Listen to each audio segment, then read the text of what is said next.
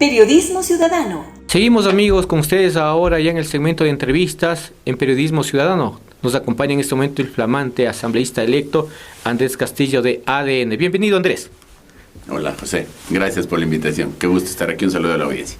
Sí, Andrés, vamos a conversar de la coyuntura política que se avecina ya a pocos días para la segunda vuelta electoral, en donde los 13 millones de ciudadanos y un poco más se encuentran totalmente indecisos. Unos hablan a favor de la presidenta González, luego otros a favor del candidato Noboa y también el voto nulo. ¿Qué entender? ¿Cómo concienciar a la gente sobre un voto dirigido y que sea a favor del país?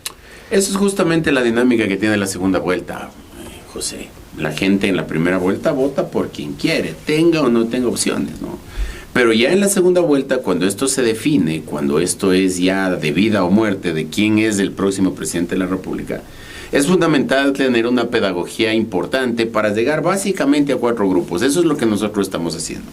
Estamos llegando a la gente que no fue a votar, estamos llegando a la gente que votó nulo o blanco, estamos llegando a la gente que votó por las demás opciones e incluso estamos llegando a la gente que a partir del debate del domingo ya no está tan segura de votar por la candidata de la revolución. Entonces ese esfuerzo lo estamos implementando en estos días para poder tener un resultado positivo en las próximas elecciones. Pero ¿cómo concienciar ahora con la gente, ya que existen colectivos que están auspiciando el voto nulo, para que vean que verdaderamente se necesita que el país tenga un mandatario y no así que la gente quien se encuentra en este momento en el limbo no saben por quién votar, directamente diga mi voto es a favor de tal candidato? Estamos en un momento, José y amigos, en el que no se está discutiendo solamente entre 2 candidatos. Estamos discutiendo entre si seguimos dolarizados o no, entre si es que avanzamos hacia la seguridad o seguimos en manos de la delincuencia organizada. Estamos eligiendo entre la patria o la mafia. Entonces, quienes creen que el voto nulo es una opción, que yo la respeto, por supuesto que sí. Sí quiero invitarles a que reflexionemos que esta no es una discusión entre nombres solamente, sino también entre visiones con respecto a lo que vamos a hacer con el país. Y el momento histórico exige tomar definiciones. Usted puede marcar la diferencia con su voto. Y con esto también, ya que se avecinan las elecciones, ya en el tema de la Asamblea Nacional, en donde tú tienes una trayectoria muy importante, que has pasado en la Asamblea Nacional como asesor, ahora yo como asambleísta, ¿cómo ves ese nuevo reto que vas a incluir ya sentarte en una curul en el Pleno? Contento, porque ha sido el sueño de mi vida, José. Cuando uno cumple un sueño, se pone contento, sin duda, pero el llegar a la Asamblea no es solamente para llegar a tomarnos las fotos con el cuadro de Guayasamín adelante, no. Tiene que ser un ejercicio en donde ayudemos a resolver los problemas de la gente. Y uno de los principales problemas que tiene la ciudadanía ahora es el tema de la inseguridad. El presidente de la República ha trabajado con fuerza, entregando a las Fuerzas Armadas y a la Fuerza Pública chalecos, cascos, munición, armamento, vehículos tácticos, camionetas, helicópteros, todo lo necesario para poder enfrentar al crimen. Pero ese proceso tiene que ser acompañado por un conjunto de leyes que permitan someter y reducir a la cárcel a los delincuentes. No podemos seguir viviendo en un país, José, en donde el delincuente es capturado por la fuerza pública y a los 5 minutos es soltado por los jueces. ¿Y qué hacer con los jueces? Tú en el interior de la Asamblea Nacional, cuando ya llegues, ¿qué vas a hacer? ¿Vas a proponer alguna ley? Porque es verdad lo que tú dices, ¿no? Muchos elementos de la fuerza de la Policía Nacional, Fuerzas Armadas, arriesgan su vida, pero al momento que tú arriesgas, ubican a los delincuentes, que en teoría están libres. La gente se lo indigna muchísimo. Mira, José, hay jueces corruptos, sí, hay jueces torpes también, pero también hay jueces honestos, y también hay jueces que tienen miedo.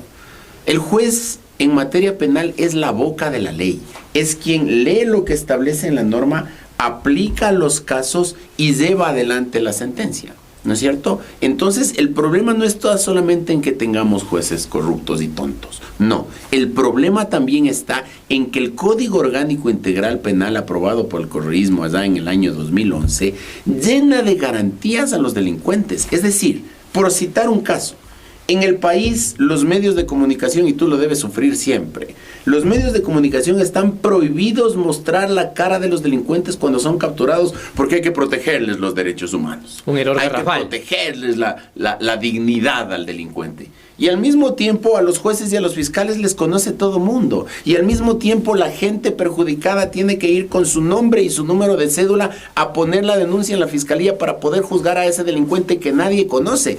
Esas reformas son fundamentales en el Ecuador, José. Caso contrario, seguiremos viviendo una época en donde la impunidad campea. Tenemos que reformar, por ejemplo, el sistema penitenciario en el Ecuador. No es justo, por ejemplo, que un delincuente de oportunidad, el que te roba los aretes en el troll, el que se lleva la llanta de emergencia de tu carro, el que te saca la billetera en el metro, cuando entra a la cárcel, si es que entra mezclado con los jefes de las bandas, con los directivos de los grupos terroristas, etcétera, entra por un robo de aretes y sale sicario. Entonces ese tipo de cosas nosotros tenemos que cambiar en la norma. Ya el sistema judicial se encargará de los jueces. Nosotros trabajaremos en la norma jurídica que le quite la alcahuetería al juez de decir es que eso me ordena la norma. ¿También es necesario que haya una constituyente, como lo dice el presidente Noboa? Yo estoy convencido de que en el Ecuador debemos cambiar un montón de cosas en la Constitución. ¿Cuál sería uno de esos 3 puntos o 4 puntos fundamentales? El tema del Consejo de Participación Ciudadana ha quedado evidenciado que es la caja de resonancia del correísmo. Cuando el presidente de Correa ejercía el poder, tenía en el Consejo de Participación Ciudadana una agencia de empleos y el Ministerio de Talento Humano para poner en las instituciones de control a quien a él le daba la gana. Esa vaina se tiene que terminar. Se trasladó lo que ejecutaba antes la Asamblea Nacional, Congreso Nacional. En el interior del Congreso, Asamblea Nacional, los poderes políticos pasaban y elegían las autoridades. Ahora pasan directamente al Consejo de Participación Ciudadana. Yo te pongo un ejemplo. En la época del Congreso, cuando tú tenías que nombrar un contralor, la presión ciudadana y los tiempos hacía que la Asamblea se siente exclusivamente a buscar el nuevo contralor, el nuevo fiscal, el nuevo procurador. Y daban al país un fiscal, un contralor, un procurador. Ahora estos fulanos, por ejemplo, le tienen al país 2 años y un poco más prorrogado un Consejo Nacional Electoral porque a esta gente no le da la gana de nombrar a los nuevos miembros del Consejo Nacional Electoral.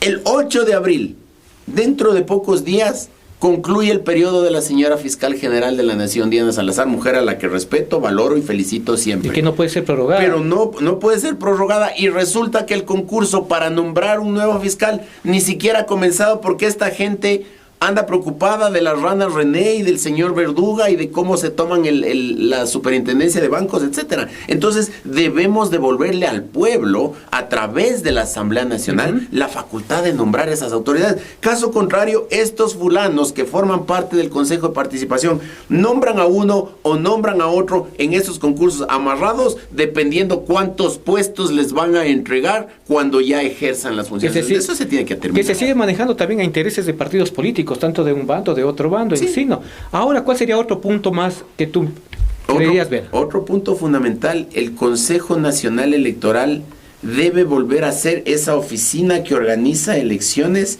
y que conoce sobre los procesos de las infracciones electorales. Cuando le convirtieron a la función electoral en función del Estado, una función que no existe en la típica composición del Estado, aquella de la función ejecutiva, legislativa y judicial, hicieron que entremos en una bifalía, ¿no es cierto? 2 cabezas en la función electoral. Quien organiza la elección y quien juzga. Y han pasado en un constante conflicto entre el contencioso electoral y el Consejo Nacional Electoral. De igual manera, un galimatías político a favor de quién, ¿no? Pero, por supuesto, a favor de los grupos políticos. Yo no tengo un buen criterio de la señora Tomaín, no voy a decirlo ahora mismo, pero creo que el problema no está solamente en las personas, sino en cómo están constituidas las instituciones. Otra reforma importante que yo creo se debe llevar adelante en la Asamblea es la reforma en materia penitenciaria. Es lo que yo te decía hace un rato.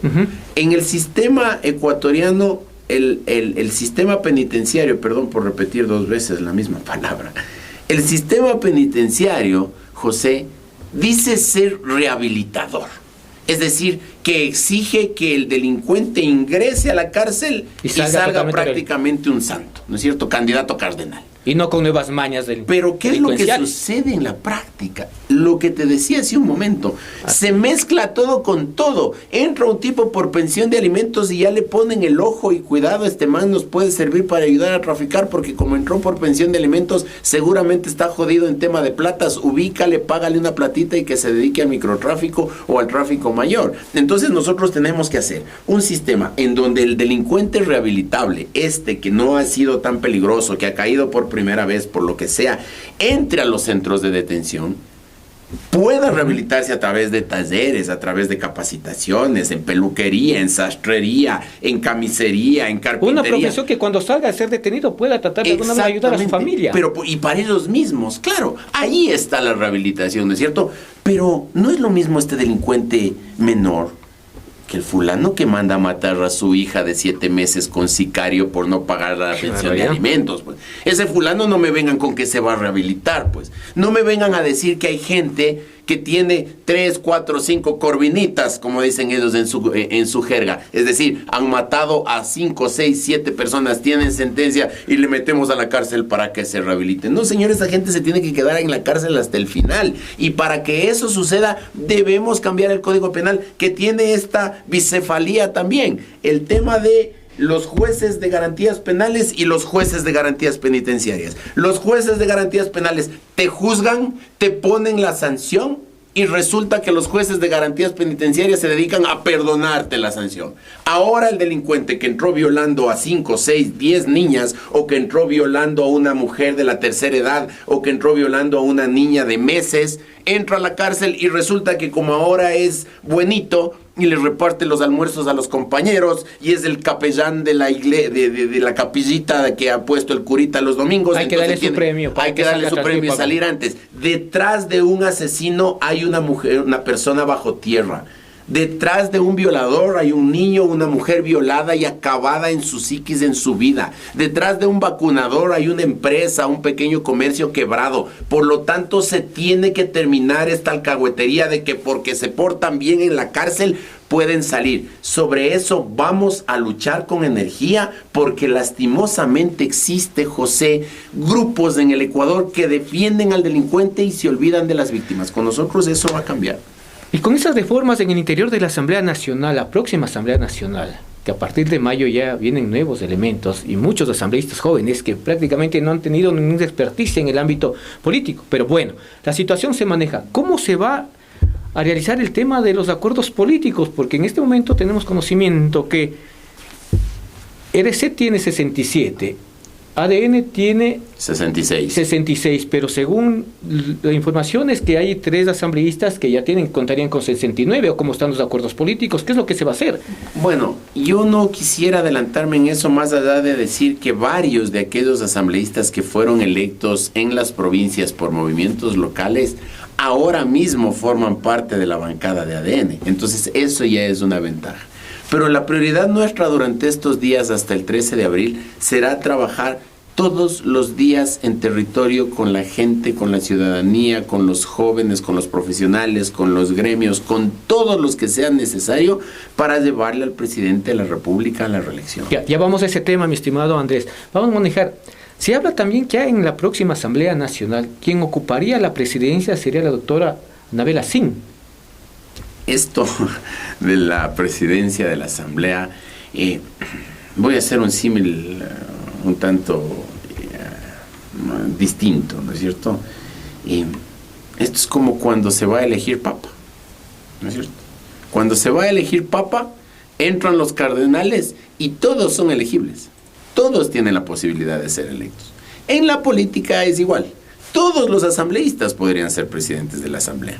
Pero claro, hay quienes se han ido proyectando en mayor o menor medida.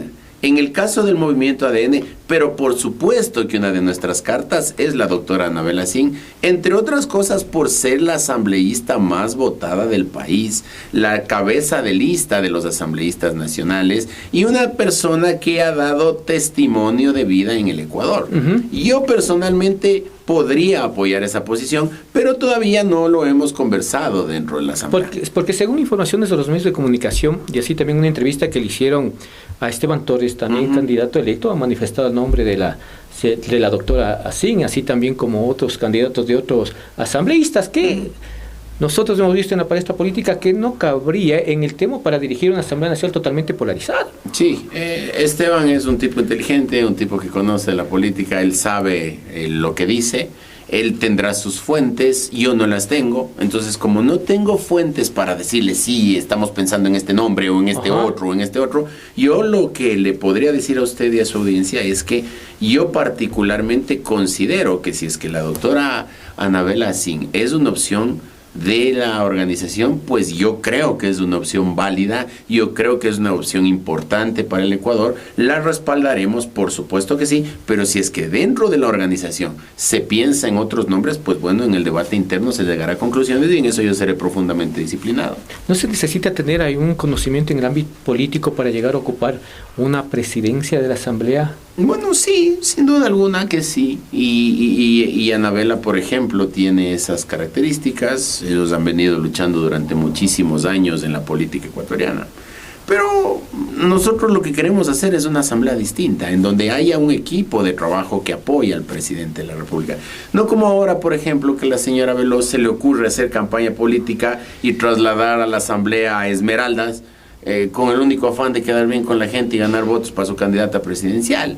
Esta presidencia de la Asamblea ha estado marcada por la persecución a los funcionarios, porque te quito a los secretarios, porque llevamos a sanción a unos sí y a otros no. Una presidenta de la Asamblea que no les da la palabra a los asambleístas de ADN en los temas importantes. Entonces, claro, si es que tenemos un presidente como la señora Veloz que parte del odio y del activismo, estamos complicados. Yo creo que Anabela no incurre en esos antivalores. Andrés, ustedes ya tienen como movimiento político de ADN, ya existen operadores políticos que están manteniendo diálogos con Pachacutic sobre el tema de los acuerdos políticos internos en la Asamblea Nacional. Seguramente que sí, seguramente. ¿No te ha llegado a ti, no tienes conocimiento al respecto? No lo conozco porque, insisto, yo ahora mismo estoy de cabeza, como se dice coloquialmente, en la campaña. Yo soy un tipo grato y la gratitud me invita y me exige que yo salga a la calle a buscar los votos para el presidente Noboa. Él hizo mucho por nosotros, ahora nos corresponde a nosotros retribuir. La reciprocidad es importante en este punto. Supuesto. Y ahora tú que estás haciendo campaña política,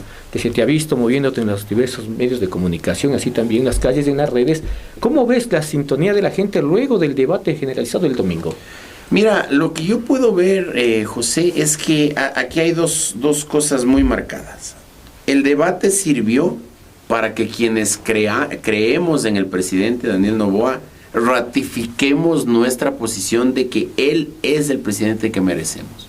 Un tipo aplomado, con datos, sin dejarse llevar al albañal propio que te lleva la revolución, con conocimiento de causa, con la experiencia que le ha dado este tiempo y sobre todo con una visión de lo que quiere por el país.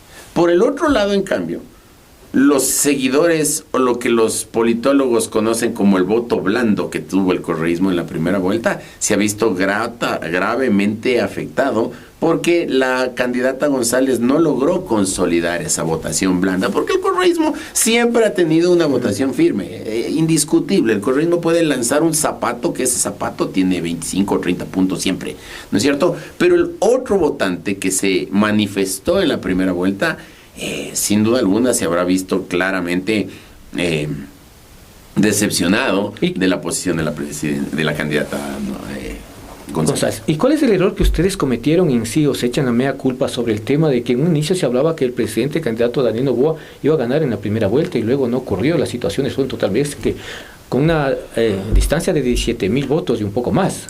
Bueno, nosotros trabajamos en la campaña en ese sentido porque habían datos que lo avalaban.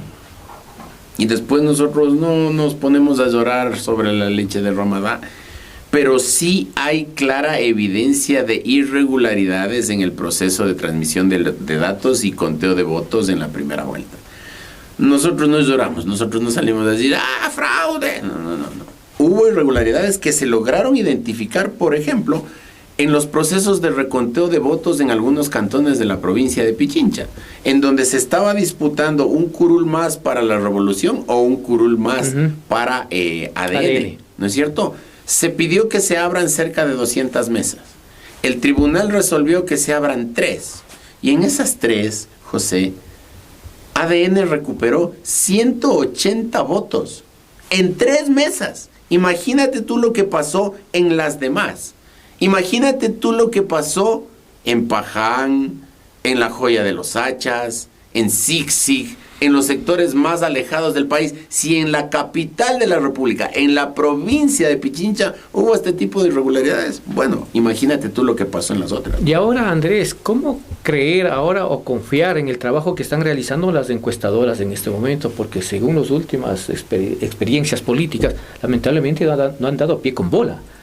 El electorado a ratos no te dice por quién mismo se va a decantar, porque no tiene una decisión en firme. Y esa es la mayoría de los ecuatorianos. Ahora estamos con el chip de la política, todo el mundo quiere participar, va a eventos, te manda sugerencias. Yo tengo en el teléfono, José, y les mando un saludo cariñoso a todos quienes me escriben, 200 mensajes diarios de números desconocidos diciendo: ve asambleísta, hay que hacer esto, ve asambleísta, dígale al presidente que hay que hacer o hay que decir esto otro, o ve asambleísta, usted dice que va a estar hoy tarde en tal parte, dirá estito o dirá esto trito, o hagan este plan o hagan este proyecto. La gente está en el chip de la política, pero la inmensa mayoría de los ciudadanos están trabajando, se están ganando el pan, están vendiendo sus cosas en sus locales, están subiendo a los buses a vender sus cositas para poder sobrevivir. Entonces mucha gente de esa no está encuestada, y si es que es encuestada le dice cualquier cosa y termina decidiendo al final. No con esto quiero decir que las encuestadoras sean un dechado de virtudes y que se equivoquen porque la gente no les dice los datos. También hay de las otras, ¿no? De las que decían que la señora González ganaba largo en la primera vuelta, de aquellas que les daban el segundo puesto a otros candidatos. ¿Se puede seguir confiando en las encuestadoras, en las empresas que hacen ese trabajo electoral? No nos queda de otra. Hay que trabajar. Yo estoy convencido, José, que las encuestas son herramientas de manejo de campaña más que de condicionamiento del voto. Es decir, las encuestas te tienen que servir a ti como organización política para ver en dónde estás fallando, en dónde estás bien, qué puedes reforzar, en qué tienes que retroceder, en qué tienes que mejorar, qué mensajes tienen que dar, porque finalmente ha quedado demostrado que la gente no se guía por la encuestadora para finalmente votar. Es decir, esta elección sí va a ser una elección en positivo, creo yo. Es decir, la gente votará por quien cree que mejor le va a hacer al país, y no como en elecciones pasadas que se votaba para que no gane el otro, ¿no es cierto? Entonces por ahí vamos. Para ir finalizando, no confiarse en las encuestas, seguir trabajando constantemente, 24/7, en todos los sectores del país. ¿Por qué votar por el candidato Daniel Noboa? Porque es el momento de la política de la nueva generación. La nueva generación no es solamente una condición etaria, José. La nueva generación es una nueva forma de pensamiento, una nueva forma de entender el Estado y una nueva forma de entender la vida. Nosotros creemos que los políticos debemos trabajar por lo que a la gente le quite el sueño a medianoche. A la gente no le quite el sueño a medianoche de saber quién es el próximo superintendente de bancos. A la gente no le quite el sueño saber quién tiene la mayoría en el Consejo de la Judicatura. A la gente le quita el sueño cuando está en el 30 del un mes y al día siguiente no tiene para pagar el arriendo de su casa. A la gente le quita el sueño que sus hijos salgan de fiesta o de discoteca o a un partido de fútbol, ya no tengan batería en el teléfono y no lleguen a la hora porque el miedo los toma. La gente cree que ya están muertos sus hijos, que ya les mataron, que ya les asaltaron. Entonces, en el Ecuador tenemos una opción que ha trabajado sobre eso. La otra arropa al delincuente. La otra protege al delincuente. La otra cuida del delincuente. El presidente Noboa ha demostrado que estamos trabajando con fuerza para someter a aquellos que nos quieren meter miedo en el Ecuador. Esa es una de las razones por las cuales quiero invitarte a ti, con un profundo sentido de patria, que votes por Daniel Noboa, que votes por el presidente de la República y que continuemos con esa mística de trabajo por los más necesitados y por el pueblo en general. Perfecto, queremos agradecer así la participación del asambleísta electo, flamante asambleísta electo, Andrés Castillo de ADN. Muchas gracias, Andrés. José, gracias. Un buen día para todos. Periodismo ciudadano.